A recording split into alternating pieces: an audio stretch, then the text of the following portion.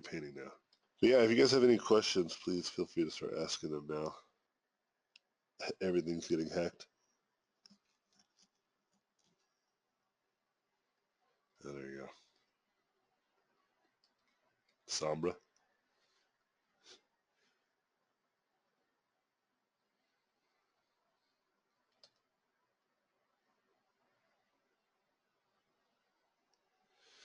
Dang, my nose is like so stuffy and my eyes are so watery right now. It's like really hard to paint.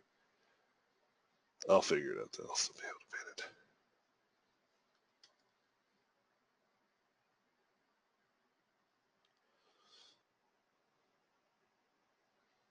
Wait, someone say something? We'll say it again?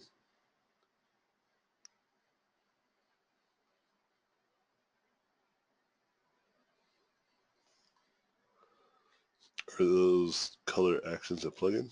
Oh, no, they're not. Just raw Photoshop. You can just turn your actions into a button mode. That's all I did. Actually, I'm going to...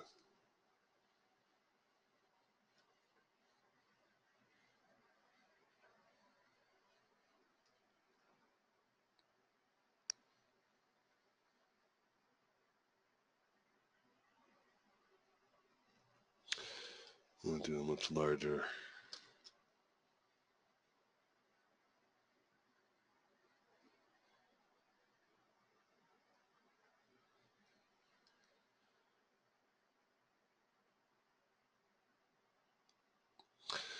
A much larger creature design.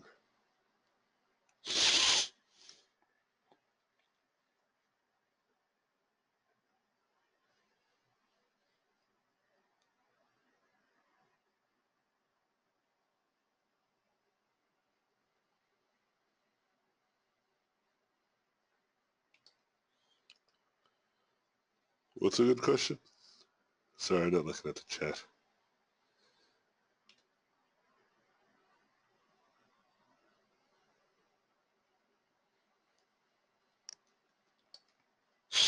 Oh my god, this hurts so badly.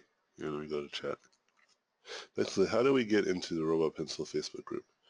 Oh, dude, you gotta just ask, and just I'll add you in there. Just send a request, and I'll check it later.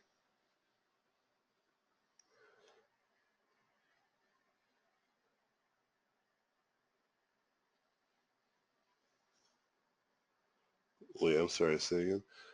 So you've answered the Facebook question. I have a question about our class videos. Yeah, go ahead. What about the class videos, Monica?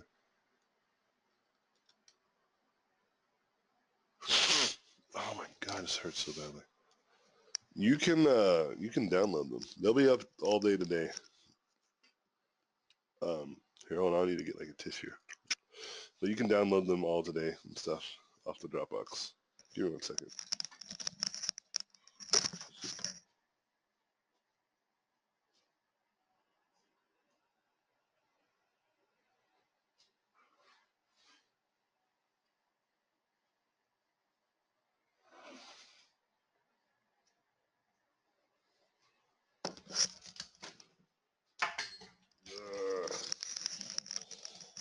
Sorry that the last day I'm like freaking dying. I apologize.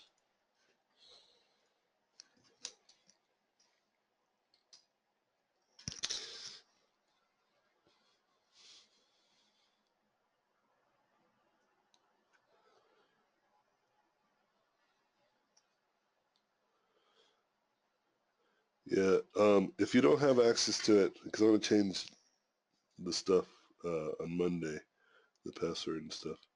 Or not Monday, probably later tonight. Actually, I probably am going to change it today because the other class is starting. But I'll send you the link. You guys still have the Skype, so just message me, and I'll send you guys the link to the Dropbox. So that way you guys can have access to it.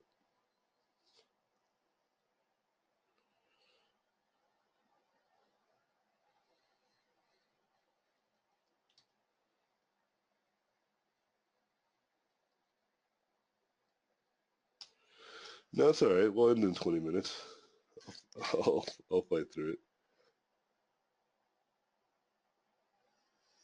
Appreciate that, though. Ask any other questions.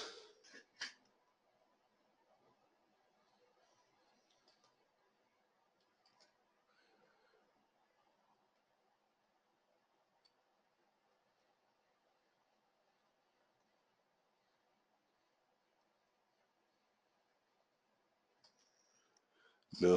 Other questions? Come on, y'all.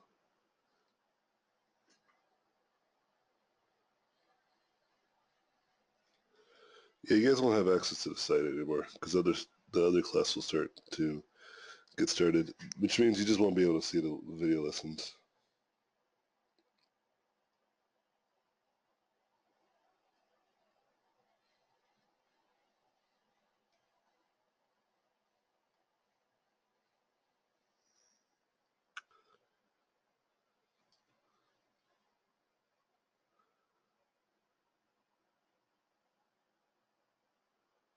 Oh, now I know why I don't paint like this anymore.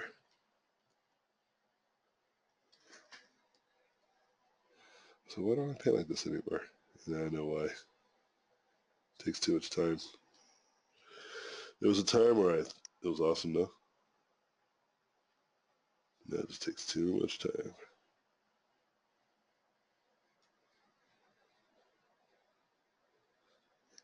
Yeah, of course.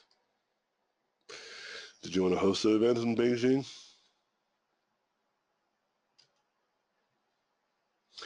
We have our students help us do this type of things. Students are like, hey, we want you to come here. And I'm like, cool.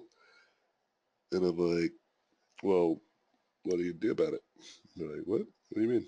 He's like, well, do you want to host it? And I'm like, what? I can host it? I'm like, yeah. And we've done that 4 times already. We've had an event in Brazil. We had an event in Barcelona. We had an event in Toronto. And we just had an event in Italy.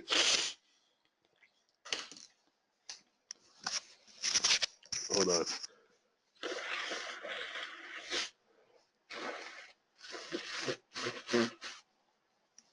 Get out of me, demons. And then right now we have one of our students trying to get us an event in Germany and also in um, Tokyo. So,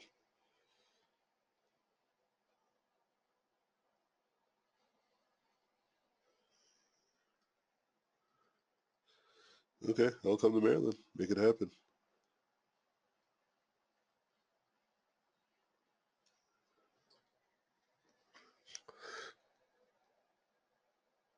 Oh man, my ears are weird. They're congested too. I'm trying to pop them. Yeah, I'm sure they did.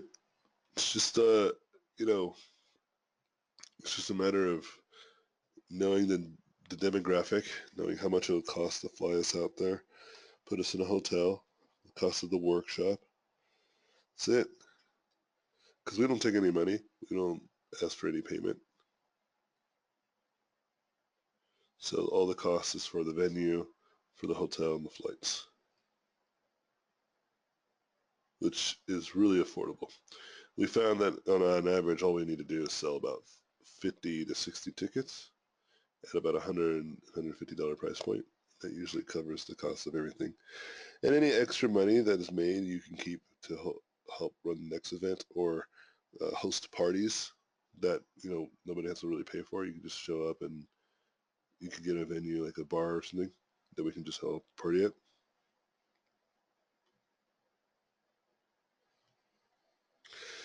Yeah, I have the only thing I care about is teaching and helping people out. So like making money is cool and all, but um, I don't need to.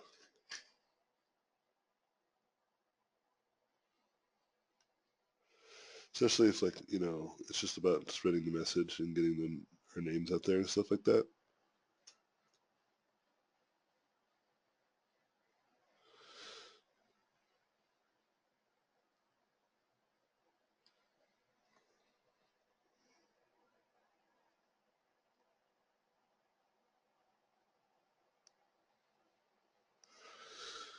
Yeah, me too. I don't know if whore is the appropriate term though, because whore seems like you like whore yourself out. I think maybe more like art hoarder, right? I think that's what you meant to say.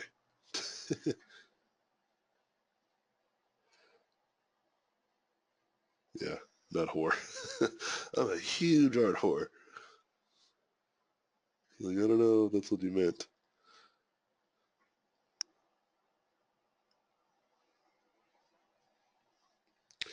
Yeah, see, Keith is the art whore. That makes sense.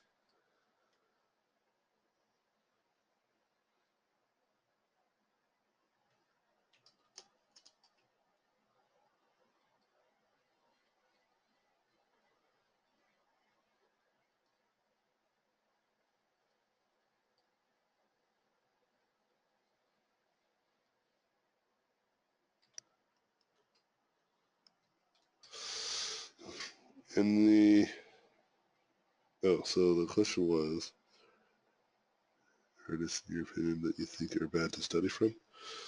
No, not really. If you like something about their work, then study with that. I think the another way of thinking of this is that if there's something you don't like about their work, just ignore it. Like I know plenty of artists that are really good painters, but I don't like their designs. But I just ignore it. I don't think that they're good designers, and then I try to make my designs like that. I just say they're good painters, and I want to paint like them. And I know people who are great designers, but they can't paint very good. So then I just ignore their paintings, but pay attention to their designs. And I know people who do both really well, and those are very rare. But when I find them, I study both of the things. But then I, move on, find someone else to art whore.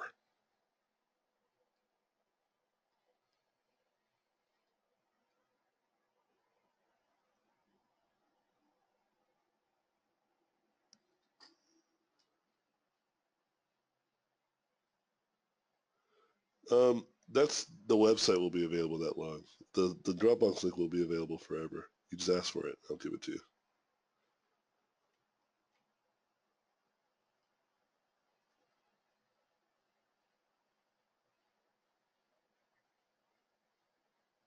Meaning the class lectures aren't available, but the class demos and the class itself is available still forever. It's yours. Take it.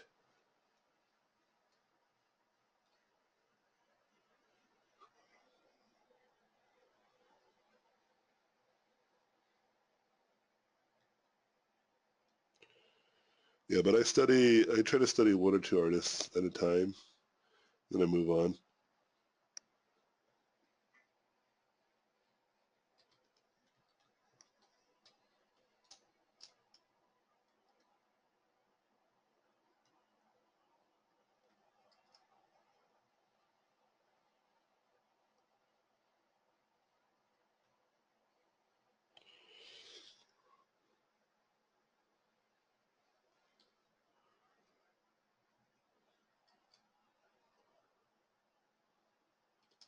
Yeah, go for it. I like random questions.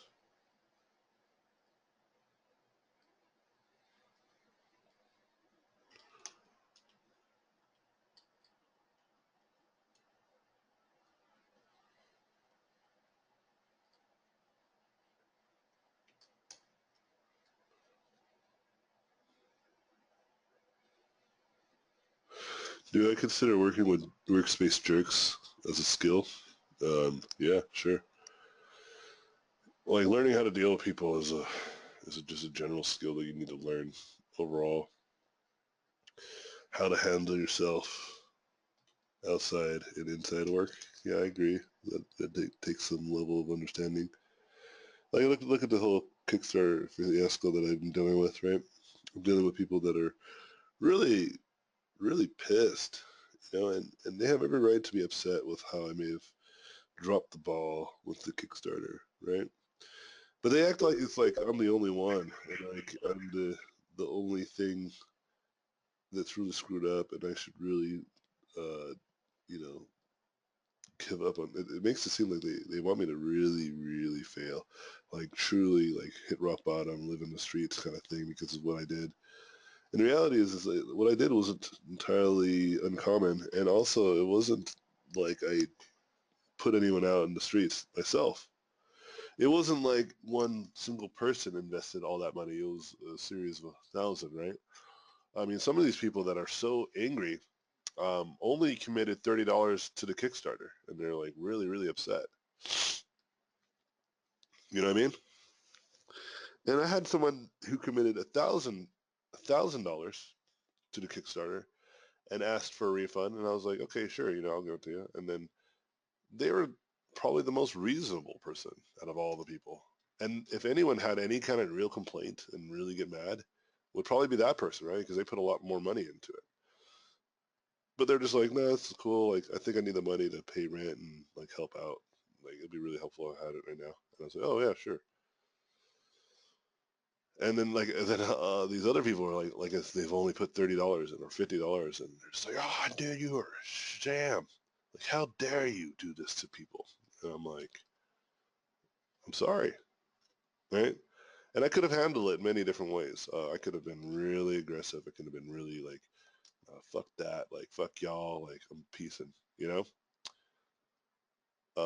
Or I do what I did, which was like own up to my mistake and apologize and just try to make it right, right? And I think when you're dealing with people, some people just want to be mad and want to put onto you their own insecurities or their own issues, right? And this is both in the workplace or even working with other professionals or even like working with bosses. I had bosses that were like this, would project their insecurities onto their employees, and because of that, just the end product would be very, very bad, you know? And I learned that as long as I'm getting paid for jobs, I really wouldn't, I'll keep my mouth shut unless they're asking for my opinion. If they're asking for what I think is good, then I will give them my 2 cents, but only until they tell me. I think if you need to be honest with somebody, then be honest with them. But if they're not asking, then don't project that on them. If you really don't like your circumstance, it's kind of like what you were saying, even in chat. If you don't like your circumstance, then find a new circumstance. Like if you don't like working there, then find another alternative. And it seems like you've thought about that already, right? Because it's easy just to complain and point fingers and blame everyone else, but it's like, no, you're there. Like leave. And no one's forcing you to stay there. And you might think you're forced to stay there, but trust me, you're not. Maybe you're like, oh, well, money, and well, you'll figure it out. No, I don't think so. I mean, if you do it like every month, you're switching jobs, then maybe. But if you're doing it like every year, 2 years, it's not too bad. You just don't like working there.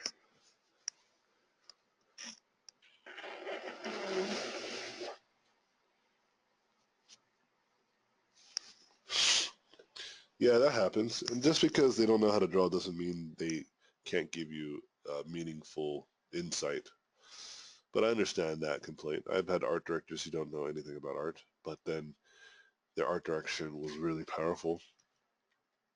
Think about like Steve Jobs. Like he wasn't an artist, but he was able to tell Pixar to shut up all the time because you would have John Lasseter and Andrew Stanton come in with like these amazing animation reels, and Steve Jobs is like, cool, but I don't get it. Like, like how's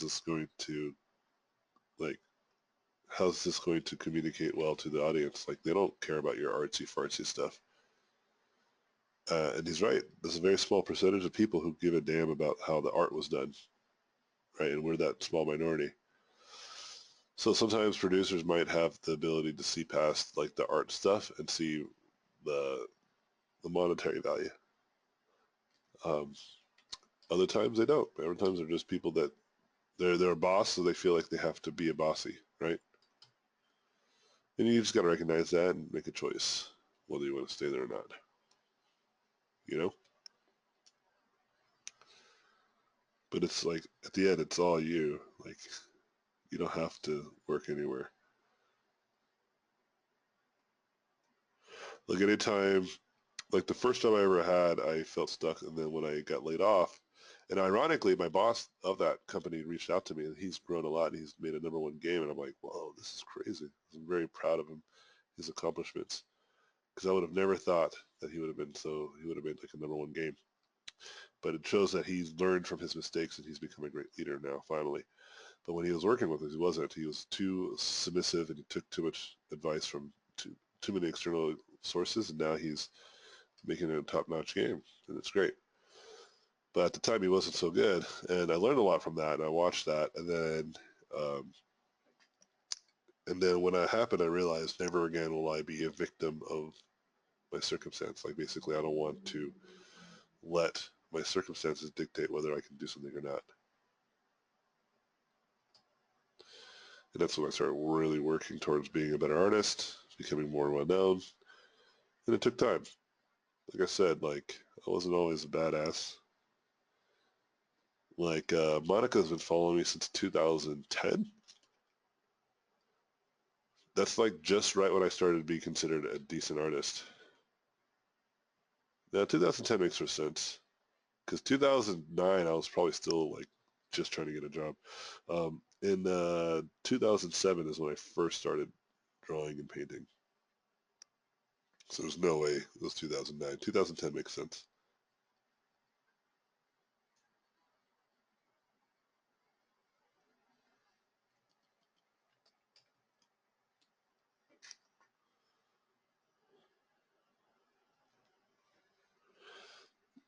Going back to the question of studying other artists, how would you go about studying someone's designs, um, style or painting or so on? Yeah, I think it's just simple as just painting, or just trying to figure out why they made those choices. You know, the simple answer to a lot of these types of questions is just asking more questions that are very specific, and then more importantly, asking yourself what you think the answer is. So, what do you think the answer is, Rochelle? Like, how would you go about studying someone else's style?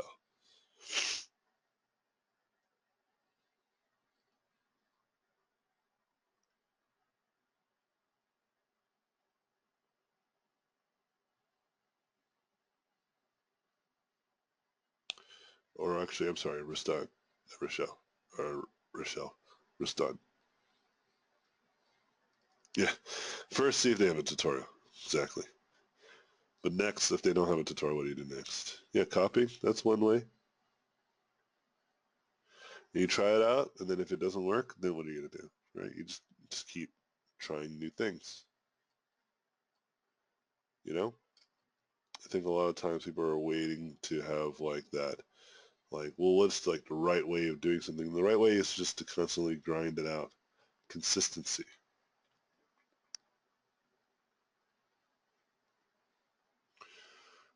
You know? Because as soon as you start to be consistent and start to investigate, you'll start recognizing patterns. I remember one time someone was asking me like, how does Phil Hale paint? Because it's like, you should look at Phil Hale. It's like, well, what do you think how does he do his paintings? And I went into it pretty deep, in-depth explanation about it.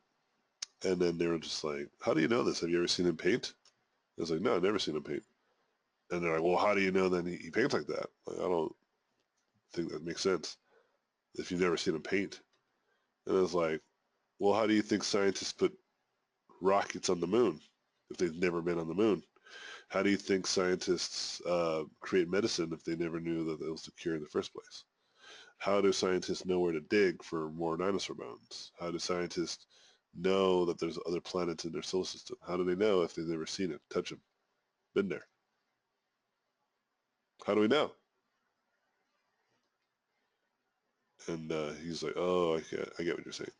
So yeah, because I just, like an archaeologist, I just dug deep, looked at all of his paintings, looked at his sketches. His sketches revealed a lot to me, right? Looked at his half-finished paintings, looked where the parts where they weren't finished entirely, right? And just started asking myself questions. And just like, okay, well, if it's not finished,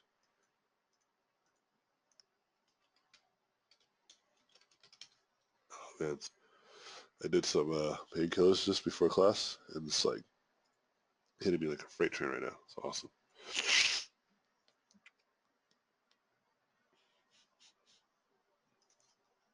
Like I'm starting to feel better. It's crazy, dude. So I'll look at like a painting like this, and then I'll look at like some of his drawings. And what else? There'd be other half-finished paintings that he did.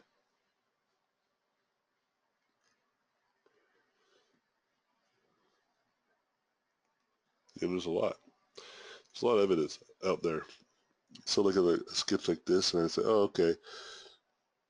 So he draws very loosely and focuses mostly on the shapes, uh, both for light and shadow, and also for the proportions of the anatomy. And then he just fills it in. He paints it in.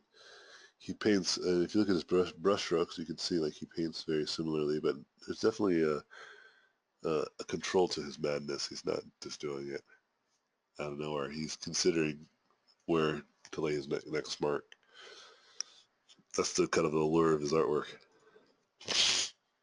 Yeah, I just looked at it, and I did some studies on my own. Aside from that,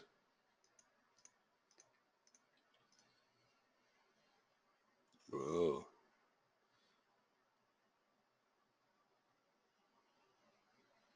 it appears your firewall. Yeah, my firewall. What are you doing?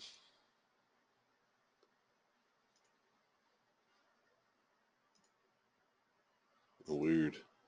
All right, have to look into this later then.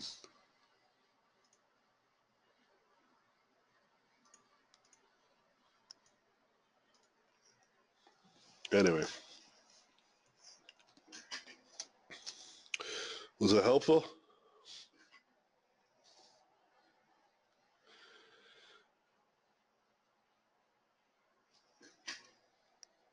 Oh, who's leaving? Good night.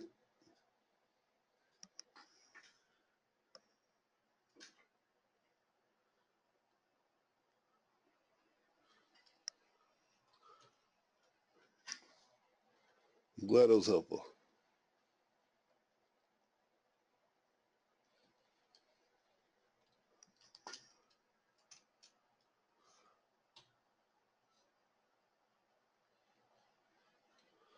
Cool. Any other questions?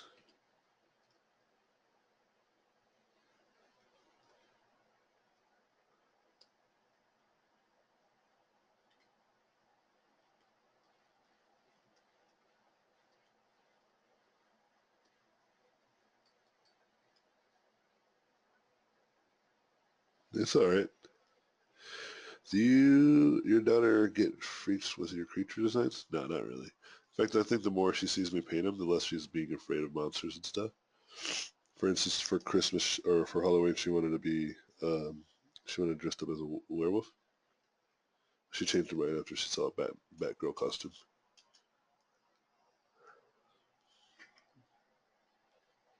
I just started painting with color, but I still keep in mind my values. I almost never not think of my values.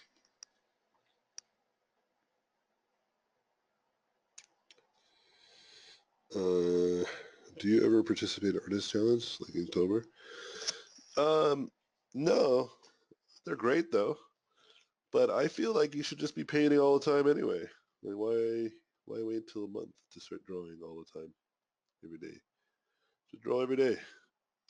You don't have to do a challenge to get you going. But I'm a big fan of them.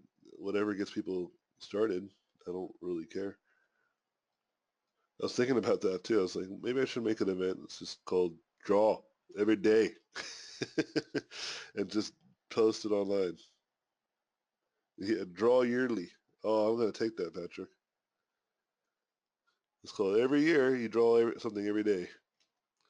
The challenge is to draw something every day for as many years as possible.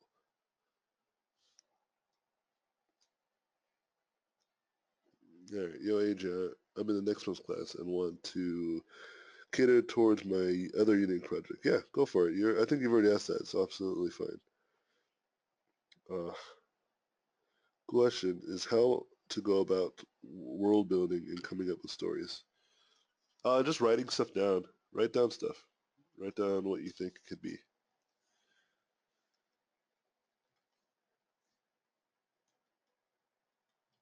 I know that's not the answer you're probably looking for, but that's the answer I'm going to give. Just write. Like, start with like a basic premise, like write down a sentence. For instance, a world that is full of monsters, right? And all right, well that's not that interesting. What else can I do? Maybe the monsters live off of they're kind of like plants, but plants that move. So they like feed off the sun. So their objective is just to get closer to the sun, maybe. So a planet that is near a really bright sun, potentially. Or like a planet near a black hole. Maybe they get their energy from fluctuations of time and space. Just stuff like that, and then just go from there. See you later, Monica. Oh, she already left. Um, but especially if you're just like doing it for assignment, I wouldn't get too crazy, get too meta. Just come up with like a really cool premise and then just go from there. So my next question was, when we practice on our own, hence we don't have assignments of any kind, would you say it's more helpful to study on one thing really hard, or constantly try things that we are not comfortable with? I think the answer is yes to both. Just constantly be practicing something is really the key here. Um, don't ever do anything that you feel comfortable with if you want to try to improve. But once you start to feel comfortable with stuff, you should also practice that too. Staying comfortable with those things. You know what I mean? So you can keep sharpening the blade that you're already really good at.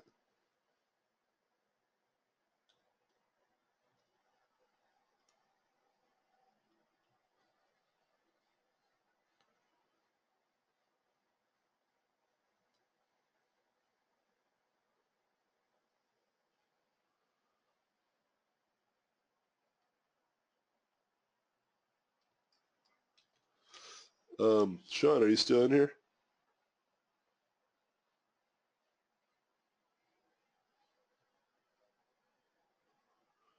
Yeah. So you see this creature that I'm doing. You should be able to start noticing the differences in what I was talking about earlier, right? About how your anatomy isn't very, very convincing. Now, if you look, like there's like a hint of zygomatic arc. You can see there's like a top frame of the frontal uh, plane of the bone, like of the skull. Here you can see where I would have the humerus, and then potentially where the ulna and the radius would be connected. And then I'm putting the muscles on top of that. Do you see all that?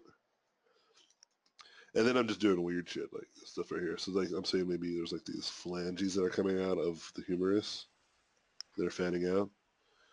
Does that make sense? Yeah. And then what I was seeing you do is just kind of like there's like nothing. It just didn't feel like anything connected to anything else. Where this is like fixing this issue is like making insertions. See the difference, right? Yeah, I think with yours I see bone structures. It feels like you see ligaments, Yeah. muscles, everything.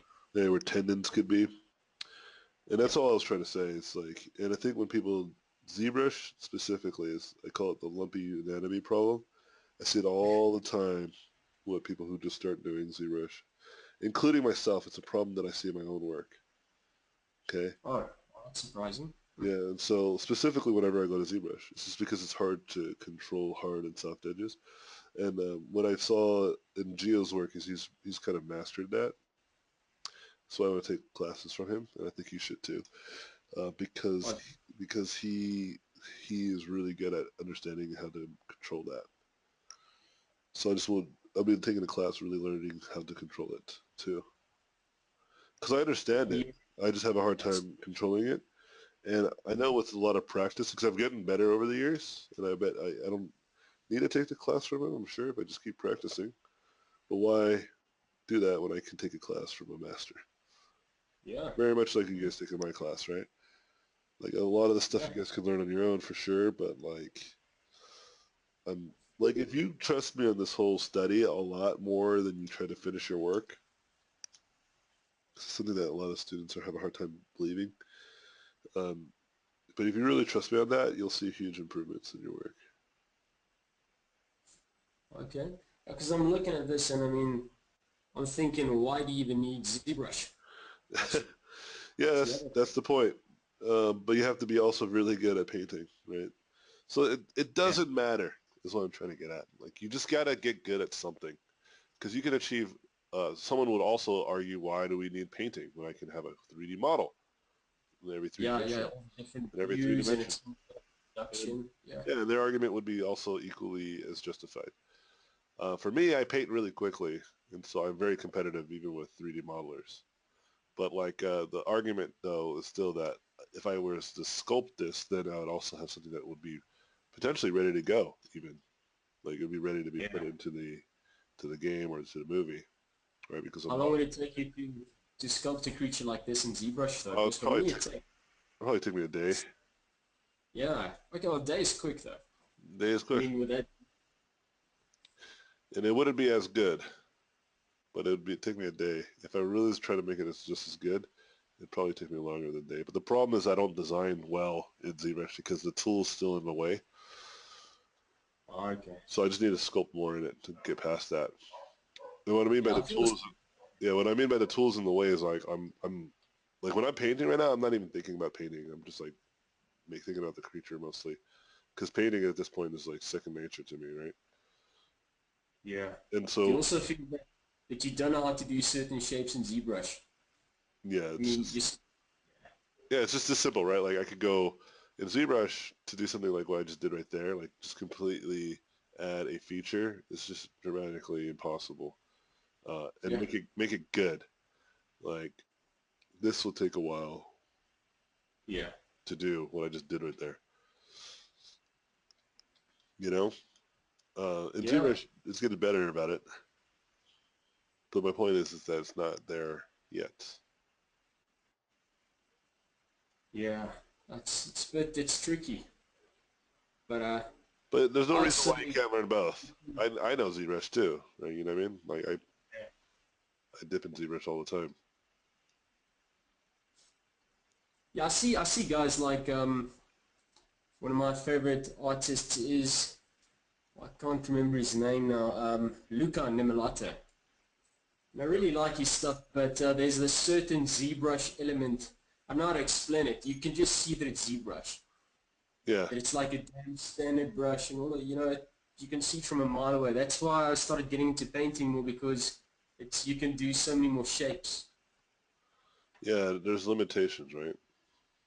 Yeah. In terms of It's starting a cool, actually. design, not Yeah. so much in terms of what you can sculpt. You can sculpt anything in ZBrush. It's just like starting Yes, off though. Sculpting something cool in ZBrush is going to be very hard. yeah. Okay. But I mean, I know like a lot of what inspires me is other ZBrush artists. So it's not like I can't get inspired by those types of people.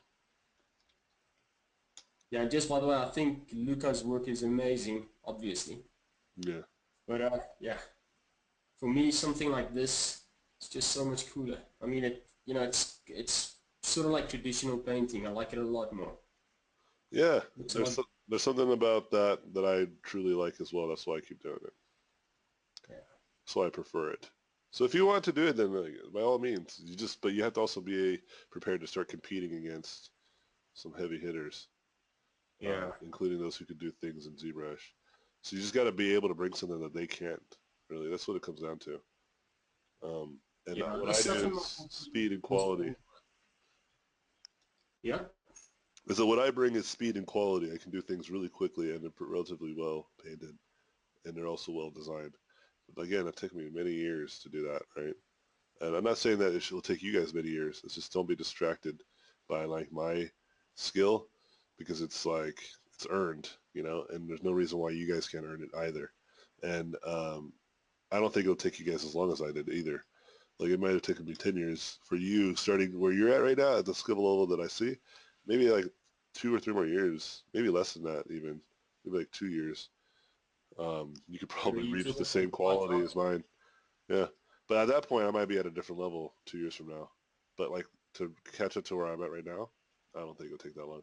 The reason why is because I put videos out on how I do stuff. And also there's a lot more resources on how to paint even better than me from other artists. So there's all of this stuff because what I have to deal with when I first started was there's no resources, you know. But I don't really care about I didn't care about that stuff because I didn't really know. Like it's hard to predict because even when you start to become a badass, right? Because you're kind of already there, but like when you become someone that people start to want to take classes from and want to hire you on a daily or whatever, you'll also will see the next generation of students having even more tools to their disposal, more schools that they can have. It's only going to get better in terms of resources, right? Imagine like how Sid Mead feels, someone who's been in the industry since like Blade Runner, right? Like, look at He's him. still good. Yeah, he's like, I bet he's just like, wow, you know, smartphones. Like he saw that come from nowhere, you know? What are you talking about? His topics or basically the techniques? Oh, I'm just talking about like just the access to information is just increasing. Oh yeah. So like even like right now, like you should be able to achieve my skill set in a relatively short time, is what I'm trying to say, because the information is there. It's much easier to get. Yeah. Yeah, I mean, I've checked a lot of your tutorials and it's helped a lot. A Sweet. lot. Yeah. I love to hear that, man. Yeah. All right, cool.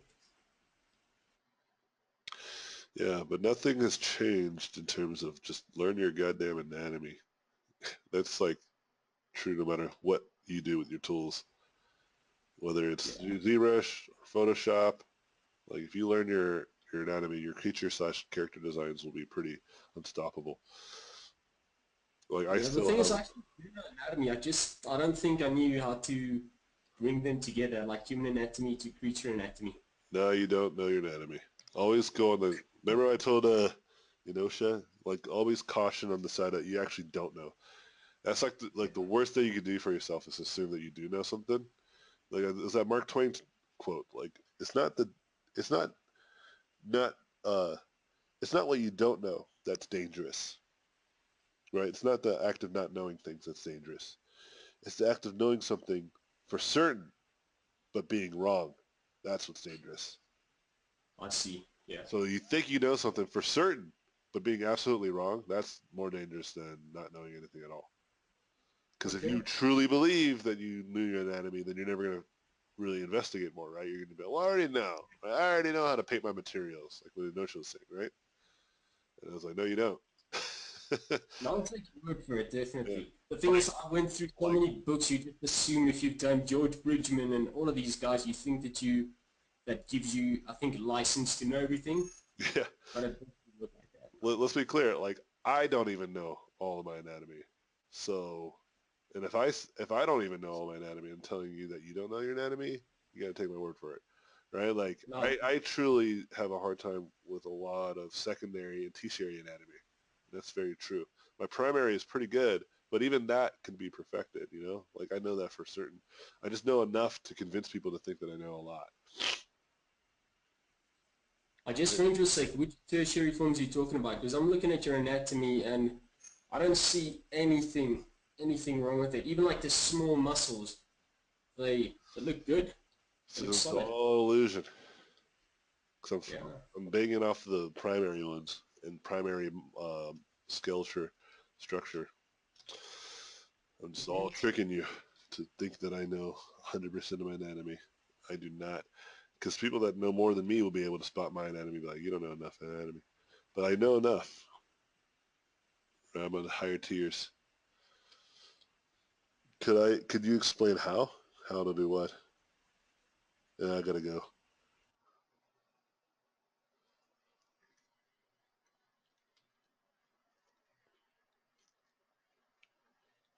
I mean, as what you mean by, hold on.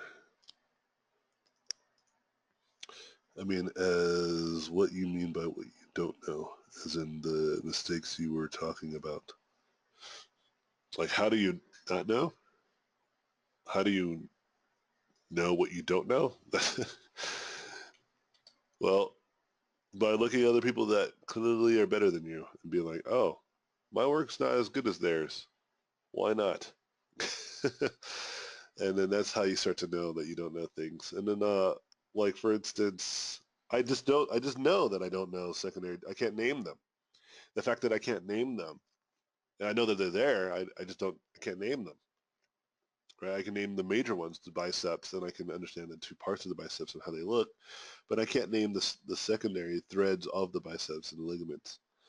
The flexors, for instance, I know what the flexors are and the extensors, but I don't know the individual flexors and extensors. You know what I mean?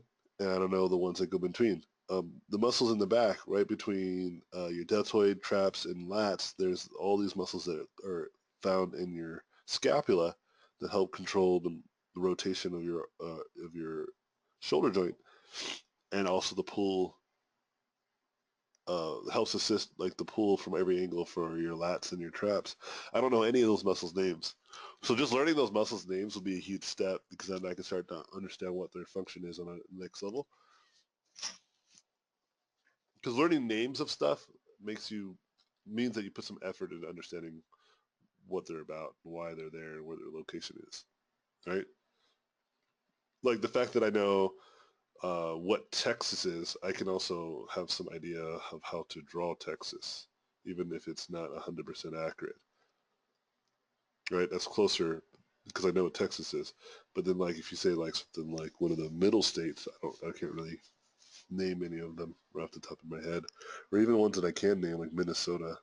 I don't really know. I don't think about Minnesota a lot. But even then, I think I kind of have an idea of what Minnesota looks like.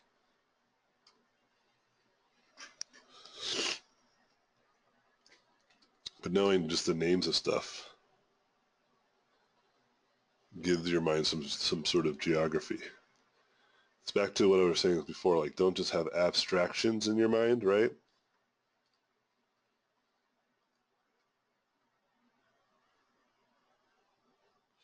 Like try to give yourself some meaningful information. All right, I'm going to stop this painting right here. Hope you guys enjoy. Wait, hold on. Sean has one more question. I'll answer that and I'm going to go. What's the best way to learn anatomy instead of going through tons of books and redrawing? I mean, really just learning the names and functions, learning how they work and how they function. And then the next step is learning their major planes, like how they look when you just break them down to simple geometric shapes. And Bridgman's good for that. I think my Pinterest board has tons of really good references. But it's time for me to start learning anatomy. I think I'm going to just pop open a little sketchbook and just start doing it every day. Or maybe I could just do it digitally and just maybe do like a daily anatomy thing. Yeah, I'll let you guys know when the surgery is going to be afoot. I'll put a post on Facebook about it too. Anyway, peace out, guys. Got to start up the next class meeting. Just get them prepared. But peace out. Talk to you guys very, very soon. Laters. Oh, yeah. Very, very proud of all of you guys. Good job on all your guys' hard work. For anyone who's watching this later, thank you for your hard work and appreciation. Hope you guys achieve your dreams and goals and do the best you can and become some of the leaders in the industry. I believe in this. I think in the next few years, most of you guys will be there.